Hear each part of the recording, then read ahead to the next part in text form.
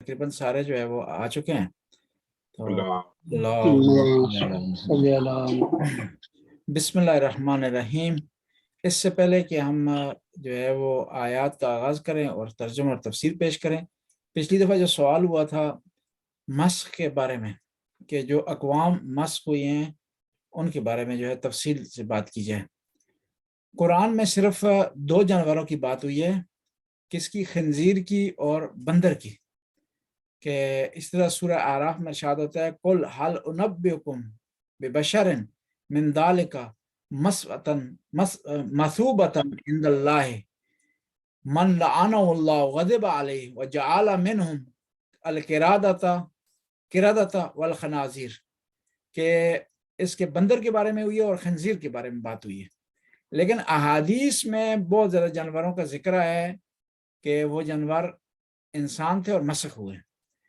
बिच्छू के बारे में है, इसी तरह जिस तरह कुरान में है, इसके खंजीर के बारे में है, हाथी के बारे में है, भालू के बारे में है, अनकबूत के बारे में है, अनकबूत यानी मकड़ी के बारे में है, खरगोश के बारे में है, और इसी तरह जो मछली बगैर छिलके के उसके बारे में है, और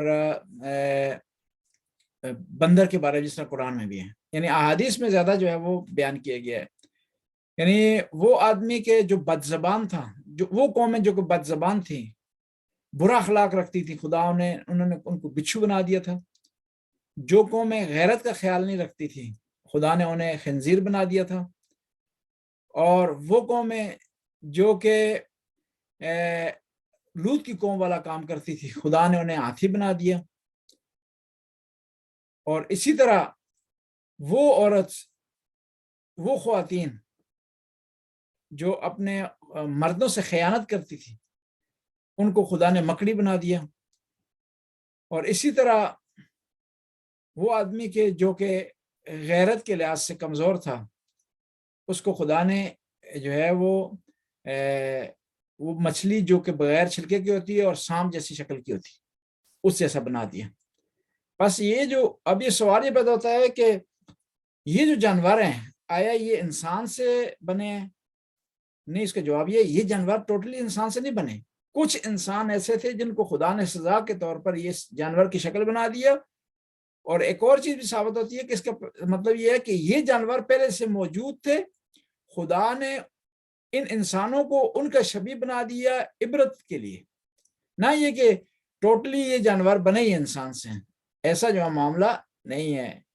क्या इंसान जो है यहाँ पर वो डार्विन के नजरिए के मुकाबले में बात करें कि डार्विन ये कह रहा है कि इंसान जो है वो बंदर की तरक्की याफ्ता शक्ल है, और उसके मुकाबले में इंसान कहे नहीं कि इंसान जो बंदर से नहीं बना बल्कि बंदर इंसान से बना है। ऐसी कोई बात नहीं कि हम मुकाबले में डार्विन के इसको पेश करें, ऐसा नहीं कर सकते, क्योंकि एक मुस्तकिल और अलग बहस है। बिस्मिल्लाहिर्रहमानिर्रहीम। वइज़ क़ाल मूसा लिक़ौमिही इन्नल्लाहा यअमुरुकुम अन तज़बहू बकरा क़ालू अतत्तख़िज़ूना हुज़ुवा क़ाल अऊज़ु बिल्लाहि अन अकूना मिनल जाहिलीन। याद करो उस वक्त को जब मूसा ने अपनी कौम से कहा कि अल्लाह ने तुम्हें हुक्म दिया है कि एक गाय ज़िबा करो। तो उन्होंने कहा कि ए मूसा, क्या तू हमारा मस्खरा कर रहा है? तो हज़रत मूसा ने कहा, खुदा की पनाह मांगता हूं कि मैं जाहिलीन में से हो जाऊं या नादान अफराद में से हो जाऊं। ये आयत है, इसका एक बैकग्राउंड और इसकी एक दास्तान। हुआ इस तरह, बनी इसराइल में एक कत्ल हो गया और अब पता नहीं चल रहा था कि कातिल कौन है उसका। तो आपस में दो कौमों का, दो कबीलों का झगड़ा शुरू हो गया। एक दूसरे को ब्लेम कर रहा था, दूसरा पहले वाले को ब्लेम कर रहा था कि कत्ल तुमने किया। जांच पड़ताल की, बड़ी कोशिश की कि कातिल को ढूंढे, लेकिन वो कातिल को न ढूंढ सके। जब कातिल को न ढूंढ सके तो मुकदमा ले आए हजरत मूसा के पास। हजरत मूसा के पास जब मुकदमा ले आए तो हजरत मूसा ने खुदा की वही का इंतजार किया। इंतजार करने के बाद ये कहा कि تم اگر چاہتے ہو کہ قاتل کا علم ہو جائے تو ضروری ہے کہ تم ایک گائے ذبح کرو. اور یہاں پر سورہ بقرہ کا نام بھی اسی داستان کی وجہ سے، اسی کہانی کی وجہ سے. اب اس آیت میں کہ گائے کیوں ذبح ہوئی اور وہ گائے کہاں سے لائی گئی اور اس کو کس نے قتل کیا تھا، آئندہ آیات کی روشنی میں انشاءاللہ اس کو بیان کریں گے. اب اس آیت کا جو تھوڑا تجزیہ و تعلیل کرتے ہیں اور اس کی تفسیر بیان کرتے ہیں. یہاں پر حضرت موسیٰ نے کہا کہ اللہ نے حکم دیا ہے، حالانکہ حضرت موسیٰ کہہ سکتے تھے کہ تم گائے ذبح کرو، ضروری نہیں تھا کہ اللہ کا نام درمیان میں لاتے، کہہ دیتے کہ گائے ذبح کرو تو کافی تھا، کیونکہ نبی خدا کے حکم کے بغیر کام نہیں کرتا. اور کیوں کہا حضرت موسیٰ نے کہ اللہ نے حکم دیے؟ کہ حضرت موسیٰ نے اس لیے کہا کہ یہ شاید میں کہوں کہ میں کہہ رہا ہوں، یا ایسے الفاظ استعمال کروں کہ انہیں سمجھ آئے کہ میں کہہ رہا ہوں تو شاید وہ نہ مانیں. یعنی اللہ کا حکم اس میں زیادہ پاور پائی جاتی ہے، زیادہ اس میں جو ہے وہ ماننے کا امکان ہے. اس لیے حضرت موسیٰ نے کہا کہ خدا کا حکم یہ ہے کہ تم گائے ذبح کرو. اور پھر یہاں پر ایک اور چیز بھی اس کا یہ ہے، حضرت موسیٰ نے کہا کہ اللہ کا حکم یہ ہے. حضرت موسیٰ علیہ السلام بتانا چاہتے تھے کہ جو میں یہ کام کر رہا ہوں، جو میں حکم دے رہا ہوں، جو کہ میں آرڈر دے رہا ہوں، یہ میری طرف سے نہیں ہے، یہ خدا کی طرف سے ہے. اسی آیت سے ایک اور چیز کا پتہ چلتا ہے کہ خدا اگر ارادہ کرے تو ایک گائے کے ذریعے مردہ کو زندہ کر سکتا ہے. اب حکم اس لیے ہوا تھا کہ گائے ذبح کی جائے تاکہ اس گائے جو ذبح ہو جائے گی اس کے بدن کو ٹچ کیا جائے مردے سے، اور مردہ زندہ ہو جائے اور اٹھ کر بتائے کہ اس کو کس نے قتل کیا. اور اس آیت سے ایک اور چیز کا پتہ چلتا ہے کہ خدا اگر چاہتا تو بغیر اس وسیلے کے، اس داستان کے، اس مردے کو زندہ کر دیتا اور وہ بتا دیتا کس نے اسے قتل کیا. لیکن خدا بندہ تعالیٰ چاہتا تھا کہ وسائل کے بارے میں بتائے، وسیلے کے بارے میں بتائے، اور بتائے کہ خدا بندہ تعالیٰ کہ خدا جو آرڈر بھیجتا ہے اس میں سلسلہ مراتب ہوتے ہیں، اس میں ایک سلسلہ ہوتا ہے کہ وہ اپنے نبی کو حکم دے رہا ہے، نبی لوگوں کو حکم دے رہا ہے بتانے کے لیے کہ میرے نبی کا کتنا بڑا مقام ہے، اس کی کتنی منزلت ہے. اور پھر جو ہے اسی آیت سے پتہ چلتا ہے کہ وہ لوگ جو کہ گائے کی پرستش کرتے ہیں، وہ لوگ جو گائے کو فالو کرتے ہیں، وہ لوگ جو گائے کو مقدس سمجھتے ہیں، ان کی بھی نفی ہوتی ہے اس آیت سے کہ گائے اگر مقدس ہوتی تو حکم نہ دیتے، خدا تعالیٰ حکم نہ دیتا حضرت موسیٰ کو گائے جو ہے ذبح کی جائے اور اس کے بدن کو ٹچ کیا جائے. اور اس آیت سے وہ لوگ کوئی نقطہ نہیں نکال سکتے کہ گائے کا تقدس پایا جاتا ہے. مثلا ہندو آئیں کل کہیں کہ گائے مقدس ہے، کیونکہ دیکھیں مسلمانوں کی کتاب قرآن، اس میں ایک سورہ ہماری گائے کے نام پر ہے، اس میں ایک داستان ہے گائے کی. اس سے وہ استنباط نہیں کر سکتے، بلکہ گائے کو ذبح کرنے کا حکم ہوا ہے. ظاہر ہے جب گائے انہوں نے ذبح کی تو گائے کا ایک جسم کا ایک ٹکڑا لگایا مردے سے، باقی گائے جو ہے وہ ظاہر ہے جب ذبح کی گئی، ذبح یعنی ماری نہیں ہے، ذبح کی ہے، شرعی لحاظ سے ذبح کی، اس کا مطلب ہے انہوں نے اس سے استفادہ کیا، اس کو کھایا گیا ہے. اور پھر اس آیت سے پتہ چلتا ہے کہ حضرت موسیٰ نے حکم دیا کہ اللہ کا حکم ہے کہ گائے کو ذبح کیا جائے، تو انہوں نے فوراً کہا کہ کیا تو ہمارا مسخرہ کر رہا ہے، ہمارا آدمی مارا گیا ہے، ہم جھگڑے میں پڑے ہوئے ہیں، آئے ہیں موسیٰ تجھ سے فیصلہ کروانے کے لیے، تو بجائے کہ فیصلہ کرے، بجائے کہ بتائے، بجائے کہ گواہ مانگے، بجائے کہ جو قضاوت کے ججمنٹ کے اصول ہوتے ہیں ان کو اپنائے، تو کیا ہے یہ حکم دے رہا ہے کہ گائے ذبح کی جائے، اس کا کیا تعلق ہے مردے سے؟ تو ایسا حکم دے رہا ہے جو کہ مسخرہ پن میں پایا جاتا ہے. تو اس آیت سے پتہ چلتا ہے دیکھیں کہ انبیاء نے کتنی مشکلات برداشت کی، کتنی سختیاں برداشت کی ہیں. دیکھیں ہم کسی آدمی کو کوئی آرڈر کریں اور وہ سامنے سے ہمیں کہے، مقابلے میں یہ کہے کہ تو میرا مسخرہ کر رہا ہے، تو کتنی اذیت ہوتی ہے. انبیاء نے کتنی اذیتیں برداشت کی، کتنی مشکلات برداشت، لیکن اس پر صبر کیا، جھگڑا نہیں کیا، ان سے دوری اختیار نہیں کی. ان کو اپنے آپ سے جدا نہیں کیا، غصہ نہیں کیا، بلکہ اتنا کہہ دیا کہ مسخرہ کرنا جاہل لوگوں کا کام ہوتا ہے، اور خدا کی پناہ مانگتا ہوں کہ میں جاہل ہوں، میں جاہل نہیں ہوں، بلکہ یہ خدا کی طرف سے حکم ہے کہ گائے ذبح کیا جائے۔ اور اسی آیت سے پتہ چلتا ہے کہ خدا کے حکم کا مسخرہ کرنا، اس کو نہ ماننا، اس پہ کیڑے نکالنا، اور خدا کا جو بندہ ہے اس پر مسخرہ کرنے کا جو ہے وہ تہمت لگانا، اس ساری جاہل لوگوں کے کاموں میں سے۔ اور یہاں پر جو جاہل سے مراد ان پڑھ نہیں ہے، جاہل سے مراد ناداں ہے۔ اور پھر اسی آیت سے پتہ چلتا ہے کہ سب سے زیادہ خطرناک چیز جاہل ہونا ہے۔ یعنی جاہل بعض اوقات اتنا آگے چلا جاتا ہے، اتنا خطرناک ہو جاتا ہے کہ اللہ کے ولی کو، اللہ کے نبی کو جھٹلا دیتا ہے۔ اور وہ لوگ جو کہ اللہ کے نبی کو جھٹلاتے ہیں، اس کی بات کا انکار کرتے ہیں، اس کی لائی ہوئی وحی سے دوری اختیار کرتے ہیں، وہ جاہل میں سے ہوتے ہیں، جہلا میں سے ہوتے ہیں۔ اس لیے قرآن نے، حدیث نے اس آدمی کا جس نے پیغمبر کا مسخرہ کیا تھا مدینے میں، مکہ میں، اس کا نام ابو جہل رکھا۔ ابو جہل کا نام خود اس نے نہیں رکھا، اس نے اپنا نام ابو الحکم رکھا ہوا تھا، دانائی کا باپ۔ قرآن نے کہا، حدیث نے کہا، پیغمبر پاک نے ارشاد فرمایا نہیں، یہ ابو حکم نہیں ہے بلکہ ابو جہل ہے۔ اور اس کی جہالت اتنی تھی کہ حد سے بڑی ہوئی تھی۔ کہتے ہیں جنگ بدر میں مارا گیا ابو جہل، تو جو مسلمان اسے قتل کرنے کے لیے تو اسے کہنے لگا کہ میرا جو ہے وہ سر بدن سے جدا کرتے وقت تھوڑا سا گردن سے نیچے سے کاٹنا ہے، تاکہ مردوں میں بھی، قتل شدہ افراد میں بھی میرا سر اونچا دکھائی دے۔ یعنی جہالت اس کی مرنے کے بعد بھی ختم نہیں ہوئی۔ اور اسی جو ہے وہ آیت سے پتہ چلتا ہے کہ خدا نے انبیاء کو معجزات دیے ہیں۔ نبوت کی دو دلیلیں ہوتی ہیں۔ پہلی دلیل یہ ہوتی ہے نبوت کی کہ وہ آدمی نبوت کا دعویٰ کرے۔ دوسری دلیل یہ ہوتی ہے کہ وہ اس سے جو افراد معجزہ مانگے وہ معجزہ اسی طرح بجا لا سکے جس طرح مانگنے والوں نے مانگا ہے۔ ورنہ ہر ایکسٹرا آرڈنری جو ہے وہ کام وہ معجزہ نہیں کہلاتا۔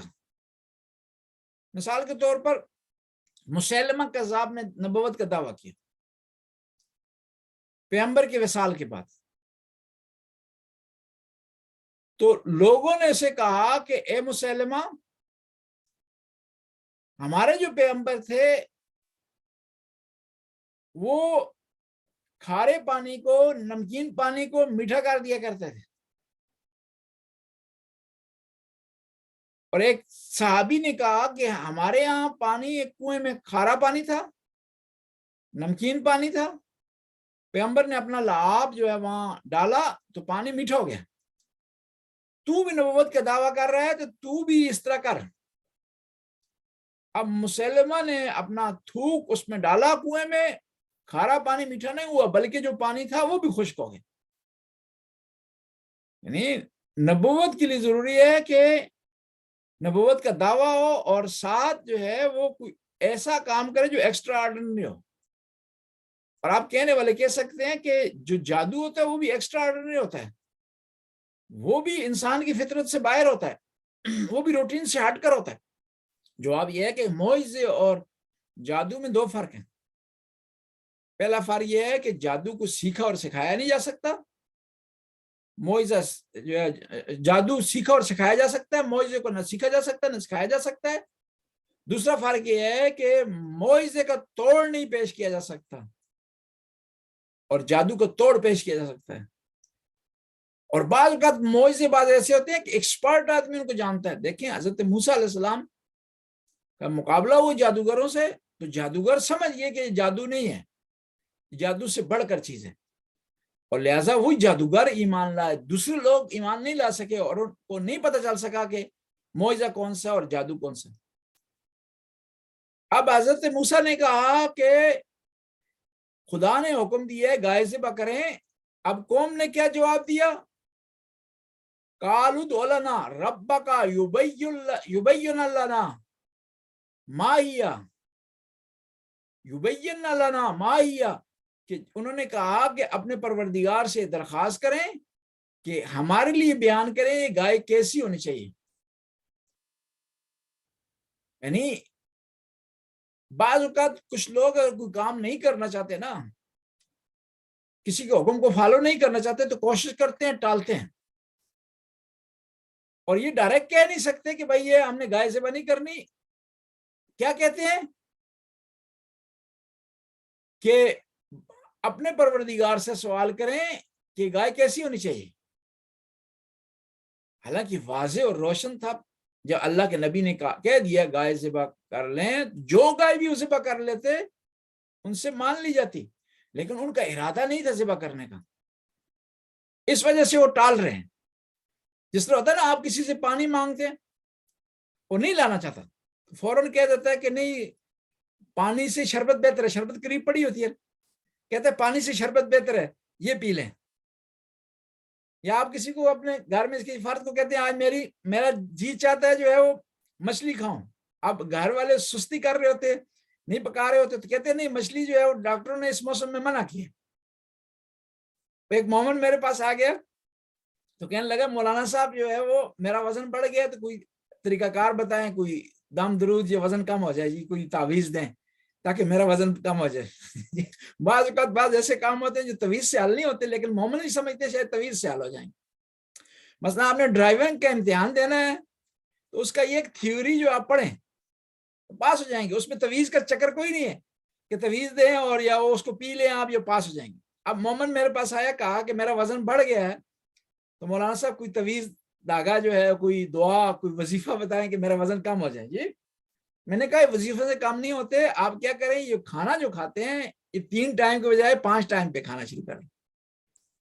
لیکن 5 ٹائم کا مطلب یہ نہیں ہے کہ سپیڈ بھی وہی رہے اور لوڈنگ بھی وہی رہے اور پھر 5 ٹائم، یعنی پہلے آپ 2 کلو 3 ٹائم میں کھاتے، آپ 5 ٹائم میں 5 کلو کھائیں، ایسا مطلب نہیں ہے. یعنی وہ 2 کلو کھا رہے ہیں، اس کو تقسیم کریں. تو انہوں نے بڑا پیارا جواب دیا، انہوں نے کہا مشکل سے بیوی 3 ٹائم کا دیتی ہے، تو آپ ابھی کہہ رہے ہیں 5 ٹائم کا، وہ کہاں دے گی؟ تو بنی اسرائیل والے بھی اسی قسم کے لوگ تھے. موسیٰ علیہ السلام نے کہا کہ گائے ذبح کریں، انہوں نے کہا کہ ہم بتائیں گائے کیسی ہے، کیسی ہونی چاہیے، اپنے پروردگار سے سوال کریں. یعنی چاہتے تھے کہ موسیٰ تھک جائے گا ہمارے سوالوں سے، آخر میں کہے گا جان چھوڑو جی. وہ جس طرح مشہور و معروف واقعہ ہے نا کہ بعض لوگ جاتے ہیں اس کے پاس، ڈاکٹر کے پاس، تو ڈاکٹر کہتے ہیں فلاں فلاں چیز آپ نے نہیں کھانی، تو وہ بار بار پوچھتے ہیں کہ بھائی بار بار آ رہے ہوتے ہیں کہ سبزی کھانی ہے نہیں کھانی جی، پھر پوچھتے ہیں دال کھانی ہے نہیں کھانی جی، پھر پوچھتے ہیں یہ فروٹ کھانا ہے نہیں کھانا. تو آخر میں ڈاکٹر تنگ ہو کر کہتے ہیں آپ نے سب کچھ کھانا ہے لیکن میرا مغز نہیں کھانا. تو یہ بھی چاہتے تھے کہ حضرت موسیٰ کی قوم بھی چاہتی تھی کہ حضرت موسیٰ تنگ ہو جائیں اور آخر میں کہہ دیں کہ آپ کو معاف ہے، کوئی اور کام کریں گے پتہ چل جائے قاتل کا، ضرورت نہیں ہے کہ آپ جو ہے کیا کریں، گائے ذبح کریں. تو حضرت موسیٰ نے ارشاد فرمایا قال انہ یقول، حضرت موسیٰ نے کہا کہ اللہ کہہ رہا ہے انہا بقرۃ، پہلے یہ ہے کہ وہ گائے ہونی چاہیے، نر ہونا چاہیے، سوری مادہ ہونی چاہیے، بقرہ ہونی چاہیے، بیل نہیں ہونا چاہیے. لا فارض، اور یہ ایسی گائے ہو جو بوڑھی نہ ہو اور زیادہ کام اس سے نہ لیا گیا ہو، ولا بکرن، اور نہ ایسی ہو جو کہ کام میں نہ لائی گئی ہو، نہ زیادہ بوڑھی ہو نہ زیادہ جوان ہو، اوان بین ذالک، نہ جوان ہو نہ بوڑھی ہو بلکہ درمیانی عمر کی ہو گائے. فافعلوا ما تؤمرون، بس تم، حضرت موسیٰ نے آخری جملہ یہ کہا کہ بھائی زیادہ سوال نہ کرو، جو آپ کو آرڈر دیا گیا ہے اس کو بجا لاؤ.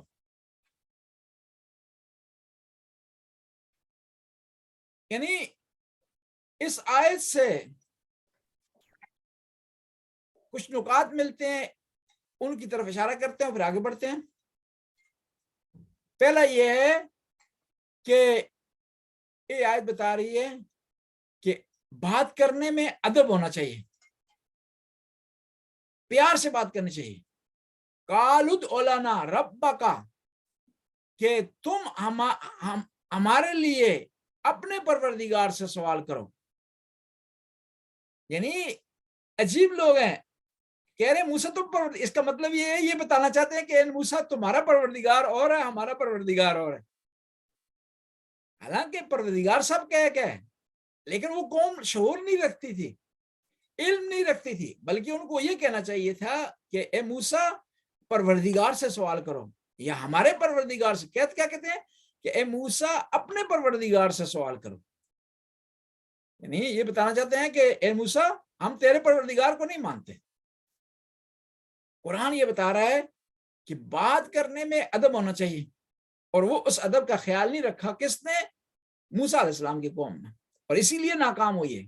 بتانا چاہتے ہیں کہ اے نبی کے صحابہ، کہیں ایسا نہ ہو کہ تم موسیٰ کی قوم کی طرح اپنے نبی کی توہین کرنا شروع کر دو اور قرآن کے احکام کو نہ مانو. اور پھر اسی آیت سے پتہ چلتا ہے کہ آخر میں جو حضرت موسیٰ نے کہا نا فَافْعَلُوا مَا تُؤْمَرُونَ، یعنی زیادہ باتیں نہ کرو، وہ کام کرو جس کا تمہیں حکم ملا ہے.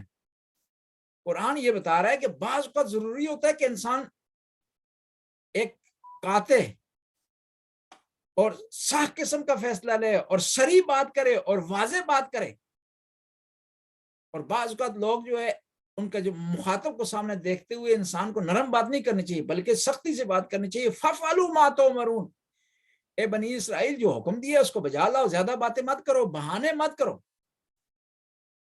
اور ایک مشہور بات ہو گئی ہے فقہا کے درمیان، اصولیون کے درمیان، کہ وہ لوگ جو کہ ایک کام کو نہیں کرنا چاہتے وہ بہانے کرتے ہیں، اور پھر یہ مشہور ہو جاتا ہے کہ بنی اسرائیل کے بہانے مت کرو، بلکہ یہ کہ خدا نے حکم دیا اس کو بجا لاؤ.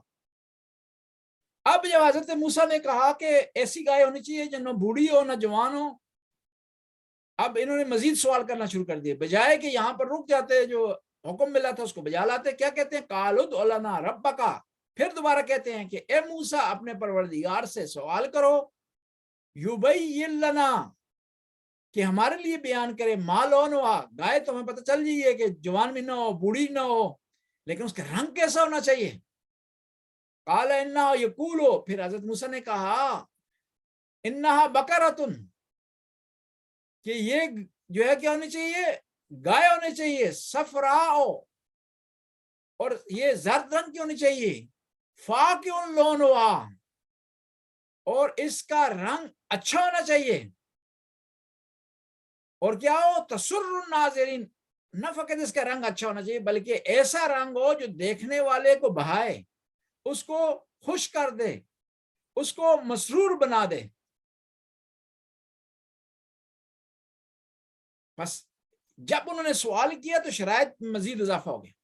اگر یہاں پر بھی سوال نہ کرتے، حکم سخت نہ ہوتا.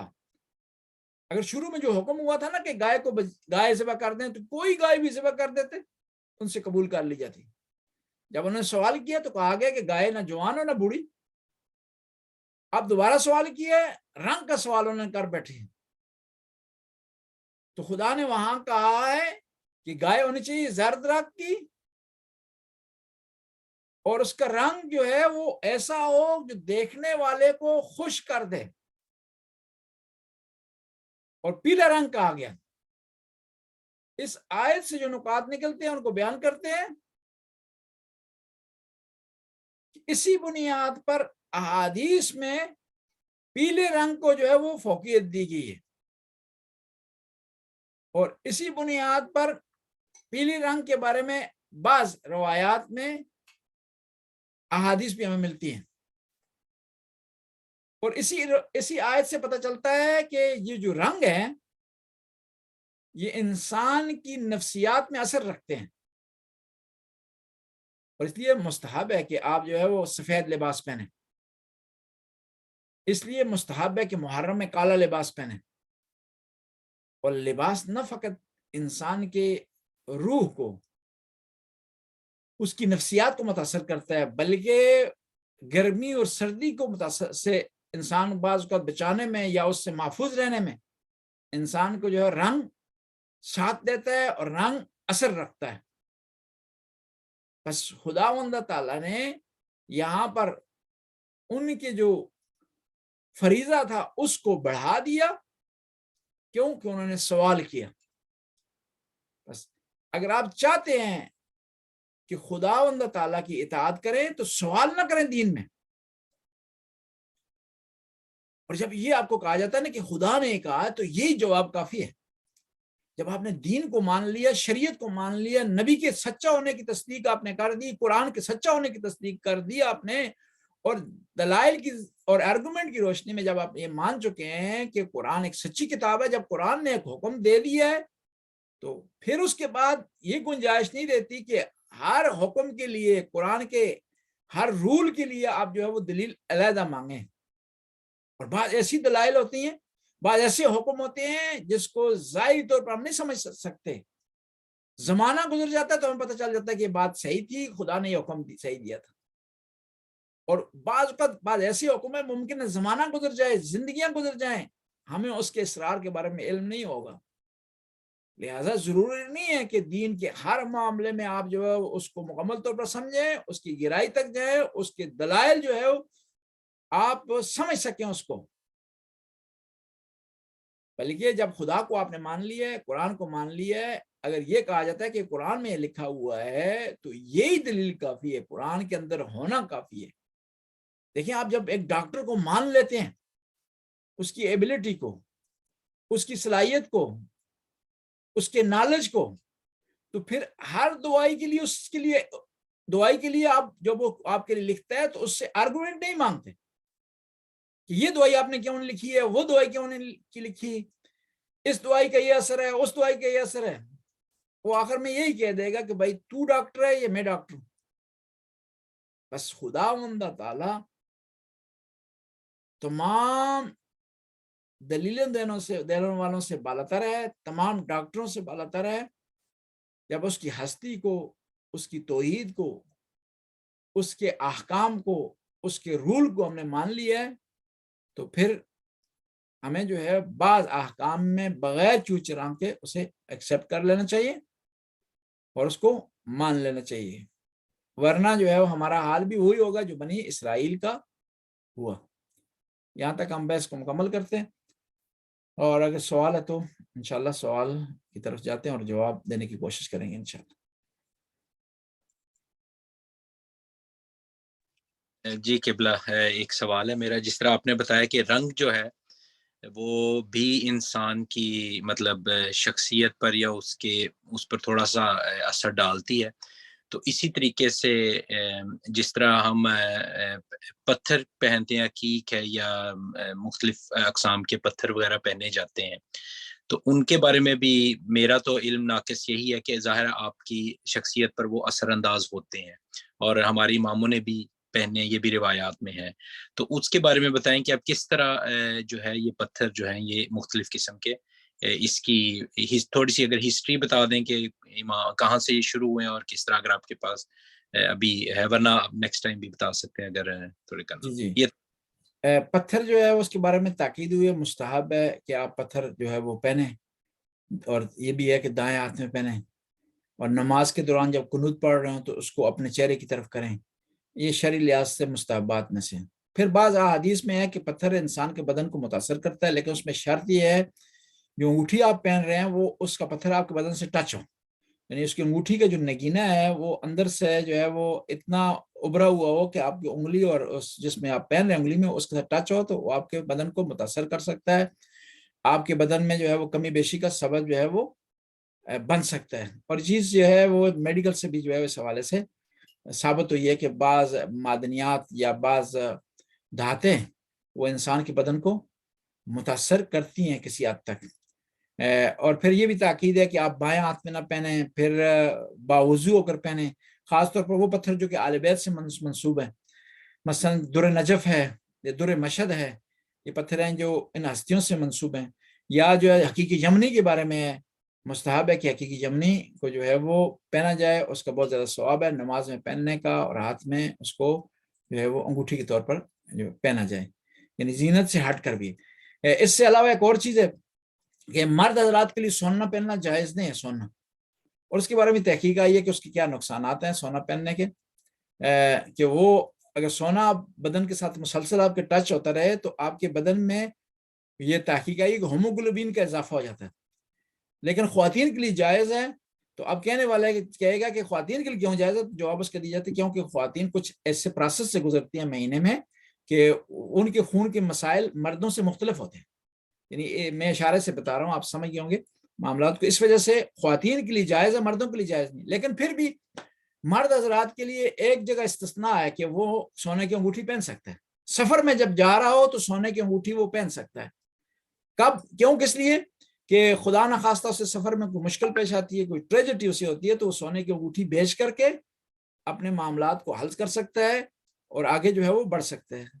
بشرطے کہ نہ چور نے وہ انگوٹھی جو ہاتھ کے سمیت ہی جو ہے انگوٹھی اس نے کاٹ لی ہو, جس طرح ان کوفیوں نے کیا تھا امام حسین کے ساتھ. ایسا معاملہ نہ ہو. وہ ہم زیارات کے لیے جا رہے تھے تو پہلے جو ویزا بڑا مشکل سے لگتا تھا ایران کا, نا اس کا عراق کا, تو بڑے معاملات ہوتے تھے. تو ہم بغداد ایئرپورٹ پہ اترے تو آدھے زائرین کو انہوں نے انٹری دے دی, آدھے کو نہیں دی, آدھے پیچھے بیٹھ کے. تو وہ پریشان ہو رہے تھے, تو ہم آدھے آگے گزر گئے, ان کا انتظار کر رہے تھے. رات کے 2 بج رہے تھے. تو میرے پاس وہ قافلے کے پورے پیسے تھے, تقریباً $10,000 میرے پاس تھے. قافلہ بھی کافی بڑا تھا, 30 آدمی تھے. تو وہ میں بینچ پہ سویا ہوا تھا, تو میں نے گلے میں ڈالے ہوئے تھے. تو میں نے, میرے ایک مولانا دوست تھا, میں نے ان کو کہا کہ مولانا صاحب آپ گلے میں ڈال لیں.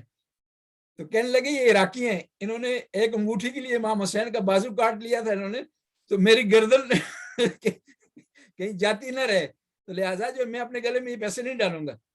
تو میں بتانا چاہتا تھا کہ شریعت نے اس کی اہمیت دی ہے پتھروں کے حوالے سے. بہت شکریہ, جزاک اللہ قبلہ. جی قبلہ, آپ نے آج جو دس کے حوالے سے تھوڑا سا ہے اور جو معاشرے کے حوالے سے سوال ہے کہ آپ نے کچھ برائیوں کا ذکر کیا جو جس پہ اللہ تعالیٰ نے سزا دی اور جانوروں کی شکل اختیار کی ان کو, انسانوں کو. تو اب جو آج کل کا معاشرہ ہے اس میں ہم دیکھتے ہیں کہ ساری برائیاں موجود ہیں. خاص طور پہ یہاں پر مغربی معاشرے میں ایک مطلب یہ پرائڈ کے نام سے جو ایک چیز بڑی وہ اٹھ رہی ہے اور بہت زیادہ اس کو تشہیر بھی دی جا رہی ہے, جو خاص طور پہ مطلب بچوں کے حوالے سے ذرا ان کے ذہنوں کو اس کے لیے کافی میں سمجھ ہوں کہ خطرناک ہے, کیونکہ اس کو پیک اپ بڑا طریقے سے انہوں نے کیا ہوا ہے. لیکن اس کے اندر تو ظاہر برائی ہے, جو ممانعت ہے, جو برائی ہے, جو جو جو ہم بچوں کو اپنوں کو بتاتے رہتے ہیں. تو اس سلسلے میں تھوڑا سا وضاحت فرمائیے کہ جب ہم نے بچوں کو اس قسم کی چیزوں سے خاص طور پہ اس معاشرے میں بتانا ان کو مذہبی طور پہ بھی اور ویسے بھی, تو ان کو کیا مطلب کس طرح سے ہم بہتر طریقے سے ان کو کنوینس کر سکتے ہیں. جی یہ اچھا سوال آپ کا کہ ہم اس معاشرے میں رہ رہے ہیں. اس معاشرے کی اقدار ہماری اقدار سے تھوڑی مختلف ہیں, ویلیوز ہماری مختلف ہیں. لہٰذا جو اس معاشرے کی ویلیو ہیں وہ ہماری ویلیو سے ٹکراتی ہیں. تو ہم کیا کریں کہ ہمارے بچے, ان کے ذہن میں یہ ویلیو نہ بن جائیں, یعنی جو چیز ہمارے یہاں برائی ہے وہ ویلیو نہ بن جائے ان کے لیے. دیکھیں, جب وائرس معاشرے میں زیادہ ہو اور اس کو آپ کل نہ کر سکیں تو کیا کرتے ہیں, ویکسینیشن کا کام کرتے ہیں, ویکسینیٹ کراتے ہیں اپنے آپ کو. کہ اس کو ختم نہیں کر سکتے, وہ چل رہا ہے اور اس کے بغیر چارہ نہیں, اس کے ساتھ آپ نے رہنا ہے. تو اس کے لیے ضروری ہے کہ آپ جو ہے اپنا دفاعی نظام جو بدن کا اس کو مضبوط کریں. اس میں یہ ہے کہ اپنے بچوں کو تعلیم کی طرف توجہ دیں, ان کو سکھائیں, خود عمل کر کے ان کے سامنے دکھائیں, ان کو مختلف پروگراموں کی تشویق دیں. یوٹیوب پہ جو اچھے پروگرام ہیں بچوں کے حوالے سے, شیعہ مذہب کے حوالے سے, ان کی ترویج کی جائے. اور پھر یہ جو معاشرے میں جو کام ہو رہے ہیں یہاں پر جو ہماری ویلیو کے خلاف ہیں, ان کی جب بات ہو تو اس کو بری نگاہ سے دیکھیں, اس کو مذاق میں نہ لیں, اس کو سیریس لیں, اس سے جو ہے وہ قرات کا اظہار کریں. دیکھیں, میں آپ کو مثال دیتا ہوں کہ بعض خاندانوں میں بچے ایک خاص سبزی نہیں کھاتے, ایک خاص گوشت نہیں کھاتے, اس کی نفرت کی حد سے. اس کی وجہ یہ ہوتی ہے کہ اس گھر میں اس گوشت سے, اس سبزی سے نفرت ہوتی ہے. ایک آدمی بھی کرتا ہے, دوسرا اس سے سیکھ جاتا ہے, حالانکہ وہ جانتا ہے یہ سبزی مفید ہے, اچھی ہے, لیکن گھر کے ایک فرد نے اس سے نفرت کی ہے, اس نے بھی فالو کرتے ہوئے نفرت کر دی اس سے. یعنی ویلیو بعض اوقات اس طرح بنتی ہیں. اب وہ ایک سبزی کا نہ کھانا اس بچے کے لیے ویلیو بن جاتا ہے اور ماں کی باپ کی پریشانی کا بعض کا سبب بن جاتا ہے, لیکن وہ اپنی بات پر ہٹا ہوا ہے, اس نے ایک دفعہ دیکھ لیے، ایک دفعہ واچ کر لی. یعنی آپ خود عمل کریں، بچوں کے لیے درس کا، ان کے لیے تدریس کا انتظام کریں، ان کو جو ہے فالو کریں، ان کو منع کریں، ان سے جو ہے بعض اوقات ضرورت پڑے پیار سے بات کریں، بعض اوقات سختی سے بات کریں، بعض اوقات ان کو گزشتہ اسلاف کی کہانیاں سنائیں، قرآن نے کیا کہا ان کو بتائیں، حدیث نے کیا کہا ان کو بتائیں، اور نقصانات اس کے بتائیں کہ اس معاشرے نے اس کو ویلیو بنایا ہے لیکن یہ چیز نقصان دہ ہے، اس کے نقصانات یہ اس کے نقصانات ہیں. اور یہ جب چیزیں آپ بتائیں گے تو بچہ جو ہے وہ فالو کرے گا، اور آپ کی کوشش ہوگی تو خدا و تعالیٰ بھی مدد کرے گا. بہت شکریہ. السلام علیکم مولانا صاحب. میں نے سوال کرنا تھا، آج آپ نے ابو جہل کا ذکر کیا ہے تو جس کا اصلی نام بھی کچھ اور تھا، مجھے پہلے معلوم نہیں تھا، تو اس کے ذکر کرتے ہوئے یہ توہین رسالت یا رسول پاک کی شان میں گستاخی کرنے کے حوالے سے ابھی تو اس کو تھوڑا میں پوچھنا چاہ رہا تھا آپ کے نالج میں کیا ہے کہ اس کو قانونی شکل کب دی گئی ہے؟ مطلب رسول پاک کی زندگی میں اس کا کیا، کس طریقے سے لوگ اس کو دیکھتے تھے اور اس کو ڈیل کرتے تھے گستاخی کرنے والے کے ساتھ، اور ان کے بعد کس طرح اس کو ڈیل کیا گیا خلفاء کی جو دور میں یا ائمہ کے دور میں؟ تو مطلب ابھی تو ہمارے ملکوں میں جس طرح یہ قانونی شکل اختیار کر گیا ہوا ہے یہ معاملہ، تو یہ اس کا تھوڑا سا اگر آپ کے نالج میں ہو کب یہ قانون بنا ہے اور پہلے دور میں اس کو کس طریقے سے کیا کرتے تھے؟ جی، پیغمبر کی دو قسم کی زندگی تھی، ایک مکہ اور مدینہ کی. مکہ میں بہت زیادہ توہین ہوئی پیغمبر کی، اور وہاں پر اسلام کمزور تھا، ظاہر جواب نہیں دے سکتے یا کسی کو سزا نہیں دے سکتے، نہ ہی حکومت تھی. اور ابو جہل نے توہین کی، جو ہے عاص بن وائل نے جو ہے توہین کی، کئی افراد نے توہین کی پیغمبر صلی اللہ علیہ وسلم کی، اوجری گلے میں ڈالی. تو نبی کریم ظاہری طور پر جو ہے معاف کر دیتے تھے، یا سزا کی طاقت نہیں تھی سزا دینے کی. اور جہاں تک ابو جہل کی بات ہے، ابو جہل کا نام تھا ابو الحکم. حکمت کہتے ہیں عربی میں دانائی کو، وزڈم کو، یعنی اس نے اپنا نام رکھا ہوا تھا وزڈم کا باپ، فادر آف وزڈم. لیکن قرآن نے کہا کہ نہیں، یہ ابو جہل ہے، جو پیغمبر کو نہیں مان رہا، معجزات کو نہیں مان رہا، وہ جو ہے وائز نہیں ہو سکتا، وزڈم کا اس سے کوئی تعلق نہیں. مدینے میں جو ہے وہ کئی لوگ وہاں بھی آ کر پیغمبر کی توہین کرتے تھے، پیغمبر انہیں معاف کر دیتے تھے. اگر کوئی فتویٰ بھی آیا ہے کسی کے خلاف تو وہاں توہین کی وجہ سے نہیں آیا. مثلا امام خمینی نے فتویٰ دیا رشدی کے خلاف، تو وہ توہین کا پہلو نہیں تھا، اس میں یہ پہلو تھا کس کا؟ ارتداد کا، مرتد ہونے کا پہلو تھا. انہوں نے جو بنیاد بنائی تھی فتویٰ دینے کی وہ اس بنیاد پر تھا. اور پھر ارتداد کے بارے میں علماء میں اختلاف ہے کہ آیا اس کی سزا جو ہے وہ یہ موت ہو سکتی ہے یا نہیں ہو سکتی. اور پھر بعض محققین نے وہاں پر ریسرچ کی، ریسرچ کرنے کے بعد یہاں پہنچے ہیں کہ یہ جو ارتداد کا جو حکم تھا کہ اس کی موت ہونی چاہیے، یہ عارضی طور پر تھا، یعنی مستقل نہیں تھا. کہ کچھ لوگوں نے سازش کی کہ وہ ظاہری طور پر اسلام لے آتے تھے، ایک مہینے بعد اعلان کر دیتے تھے کہ اسلام ہمیں پسند نہیں آیا، ہم دوبارہ جو اپنے دین کی طرف پلٹتے ہیں تاکہ مسلمان ڈسٹارٹ ہو جائیں، اسلام کمزور ہو جائے. ان کے اس کام کو روکنے کے لیے حکم دیا گیا کہ نہیں، جو مسلمان ہو جائے گا اس کے بعد دوبارہ پلٹ نہیں سکتا، جو بھی مسلمان ہونا چاہتا ہے پہلے اپنا فیصلہ کر لے. لہذا پیغمبر کے زمانے میں کوئی ایسا چیز نہیں ملتی کہ کسی نے پیغمبر کی جو ہے توہین کی ہو اور پیغمبر نے اسے سزا دی ہو. اگر کسی کو سزا بھی دی ہے تو اس کا معاملہ اور تھا کہ وہ سازش کر رہا تھا، لوگوں کو ورگلا رہا تھا، وہ معاشرے میں فتنہ و فساد کر رہا تھا. اس کا یہ صرف پہلو نہیں تھا. جس طرح کہا جاتا ہے نا، کعب اشرف کے بارے میں کہا جاتا ہے کہ اس کو سزا دی گئی تھی کہ وہ پیغمبر کی توہین کرتا تھا، پیغمبر کی نقلیں اتارتا تھا. وہ اس کا یہ کام نہیں تھا، بلکہ معاشرے میں بگاڑ کر رہا تھا، وہ معاشرے میں فتنہ کر رہا تھا، وہ اسلام کو کمزور کر رہا تھا. اس وجہ سے اس کو سزا دی تھی کہ نہ کہ پیغمبر کی توہین کی وجہ سے. ورنہ پیغمبر کی توہین کا جو ہے وہ معاملہ ہے وہ خود سورہ حجرات میں کہ الذین ینادونک من وراء الحجرات اکثرهم لا یعقلون، کہ اے نبی جو لوگ تجھے اونچی آواز سے پکارتے ہیں باہر سے، یہ لوگ اکثر نہیں جانتے، علم نہیں رکھتے. یعنی یہ معاملات زیادہ مکس ہیں، اور اس میں ہم جو ہے وہ شدت پسندی سے اور تشدد سے کام جو ہے وہ نہیں لینا چاہیے. پیغمبر صلی اللہ علیہ وسلم معاف کرنے والے تھے، وہ لوگوں کی رسپیکٹ کرنے والے تھے، درگزر کرنے والے تھے. یعنی سب سے بڑی توہین کی تو اس خاتون نے کی، کوڑا جس نے پھینکا. جی وہ یعنی صرف الفاظ کی توہین نہیں ہے، بلکہ یہ ہے کہ عملی توہین کی. تو پیغمبر گرامی نے آیا اس کو سزا دی، آیا اس کو مارا، آیا اس کے بارے میں کوئی آرڈر جاری کیے؟ نہیں، بلکہ اس کی عیادت کے لیے چلے گئے، کو معاف کر دیا.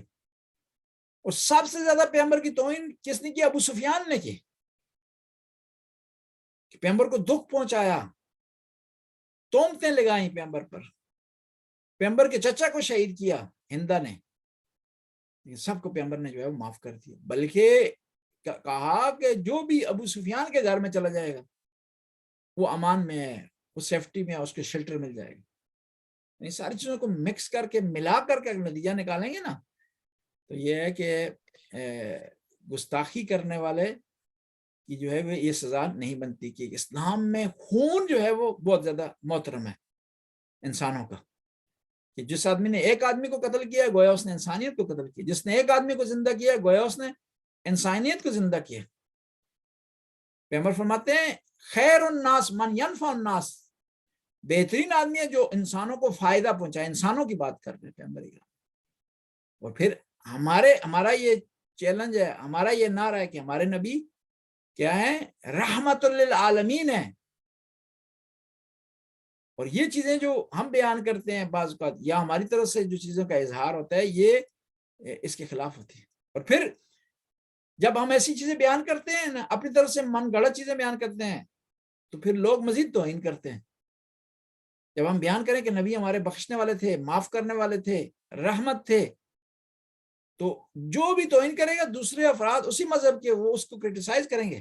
کہ ایک عظیم آدمی جس نے رحمت کا پیغام دیا، برابری کا پیغام دیا، محبت کا پیغام دیا، بخشش کا پیغام دیا، اس کو تم توہین کر رہے ہو، اس کو تم برا بلا کہہ رہے ہو.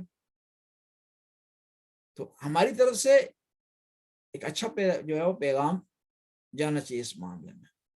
جہاں اسلامی ممالک ہیں وہاں پر قانون ہے، وہاں پر عدالتیں ہیں، وہاں پر پارلیمنٹ ہے، وہاں پر چیز پیش کی جائے، اس کو وہ حل کریں. لیکن جہاں پر ہم رہ رہے ہیں کہ دوسرے لوگ اکثریت میں ہیں، تو ہمیں پیار و محبت سے جو ہے وہ پیش کرنا چاہیے. یعنی دشمنی کا بدلہ دشمنی سے نہیں دینا چاہیے، توہین کا بدلہ توہین سے نہیں دینا چاہیے، بلکہ پیار و محبت سے وہ دینا چاہیے. سلو آشتی، یہ عقل کا جو ہے وہ تقاضا ہے. ہم ثابت کریں کہ ہم مسلمان عقل مند ہیں، ہم ثابت کریں کہ ہم مسلمان اخلاق کے پاسدار ہیں، ہم ثابت کریں کہ ہم انسانیت کے پاسدار ہیں، ہم ثابت کریں کہ ہم انسانیت کے جو ہے وہ خادم ہیں، انسانیت کے جو ہے وہ دشمن نہیں ہیں.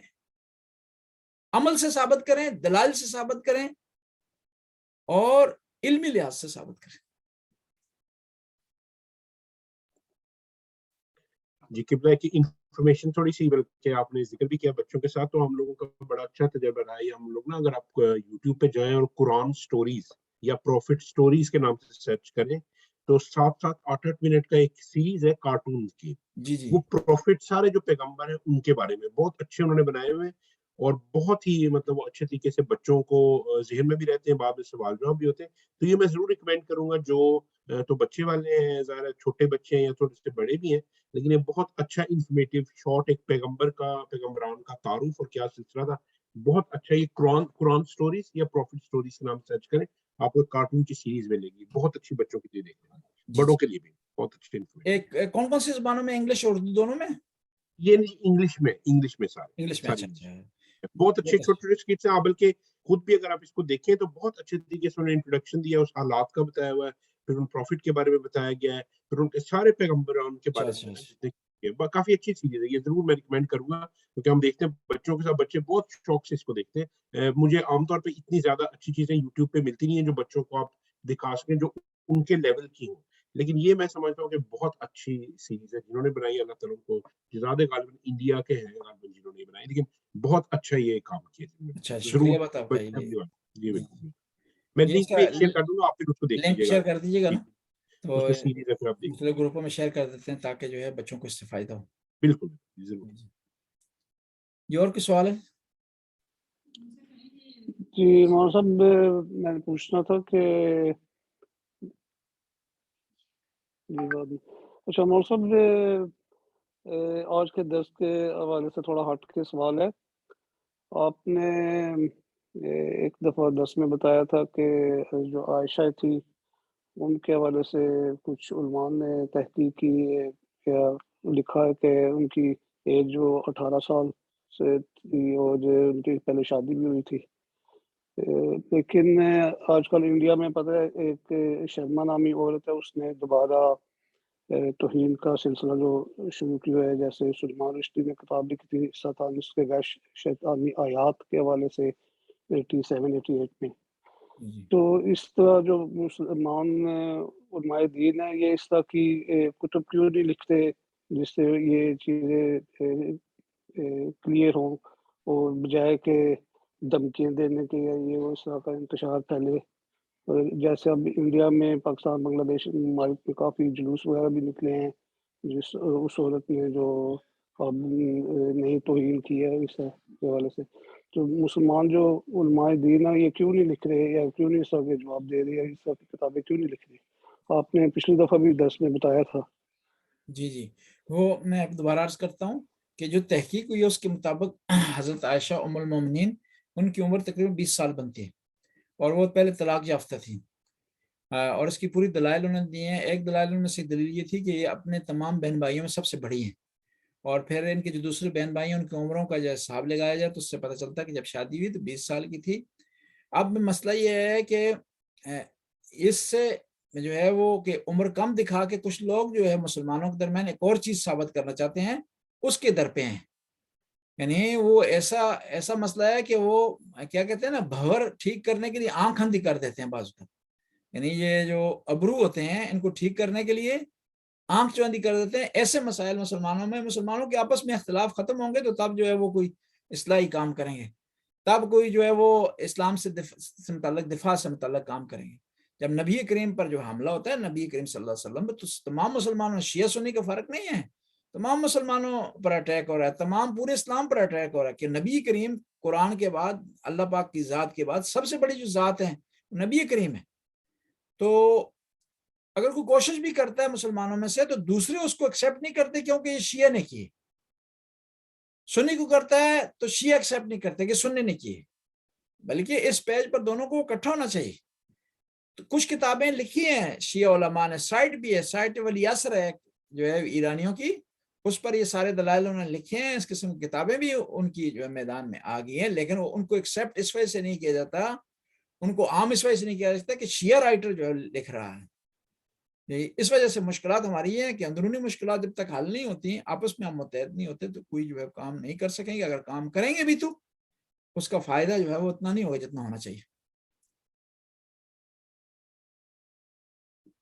ماشاء اللہ کافی معلومات میں اضافہ ہوتا ہے آپ کی درس سے ہمارے. شکریہ بہت، جزاک اللہ خیر. آمین جی آمین. بہت بہت شکریہ آپ کی حوصلہ افزائی کے آپ نہیں ہمارے جی درس میں شرکت کرتی ہیں، ہماری حوصلہ افزائی ہوتی ہے. آپ کی اس سے توفیق. ہمیں بہت فائدے ہوتے ہیں، اتنی معلومات ہوتی ہے. جس طرح آپ کہتے ہیں بچوں کو ہم کہانیاں سنائیں، بچوں کا خود ہم نے خیال رکھنا ہے، جی یہ بڑا اچھی بات ہے. اللہ تعالیٰ ہمیں توفیق سب کو دے آمین جی کہ ہم آمین. بچوں کی اچھی تربیت کر سکیں گے. تو بہت آمین جی آمین. اس طرح ساری چھوٹی چھوٹی بڑی باتیں جو ہیں ہمارے نالج میں ذرا ان کی ہو جاتی ہے نا، پھر جی ہمیں مل جاتا ہے، درس ملتا ہے کہ یہ کام ضروری ہے. جی جزاک اللہ ماشاء اللہ.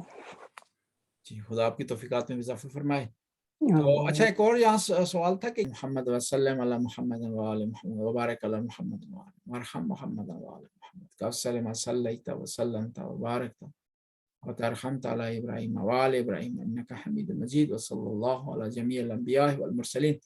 خدایا ہماری اس قلیل سی عبادت قبول و منظور فرما، ہمارے گناہوں سے درگزر فرما، نیک کام کرنے کی توفیق عطا فرما، برائیوں سے محفوظ رہنے کی توفیق، حاضرین کی توفیقات میں اضافہ فرما. یا اللہ جو سفر پر جا رہے ہیں کہ سفر کو خیر و عافیت سے منزل تک پہنچاؤ. یا اللہ تو غفور رحیم ہے، ہمارے بچوں کو دین پر چلنے کی، شریعت پر چلنے کی، اسلام پر چلنے کی توفیق عطا فرما. اہل بیت کی محبت سے سرشار فرما. ہمیں ہمارے سینوں میں جو اہل بیت کی محبت ہے ہمیں توفیق دے کہ اپنے بچوں تک منتقل کر سکیں، آئندہ آنے والی نسلوں تک منتقل کر سکیں. یا اللہ تو غفور رحیم حاضرین کے مرحومین مرحومات کی مغفرت فرما، ان کے درجات کو بلند فرما. الفاتحہ مع الاخلاص والصلوات. اللہم صلی علی محمد. بسم اللہ الرحمن الرحیم. الحمدللہ رب العالمین الرحمن الرحیم مالک یوم الدین ایاک نعبد و ایاک نستعین اهدنا الصراط المستقیم صراط الذین انعمت علیہم غیر المغضوب علیہم ولا الضالین. بسم اللہ الرحمن الرحیم. قل هو اللہ احد اللہ الصمد لم یلد ولم یولد ولم یکن له کفوا احد. اللہم صلی علی محمد. جزاک اللہ. ٹھیک ہے جی، خدا حافظ. دعا میں یاد رکھیے. خدا حافظ بیٹا جی، خدا حافظ. اللہ حافظ. اللہ حافظ.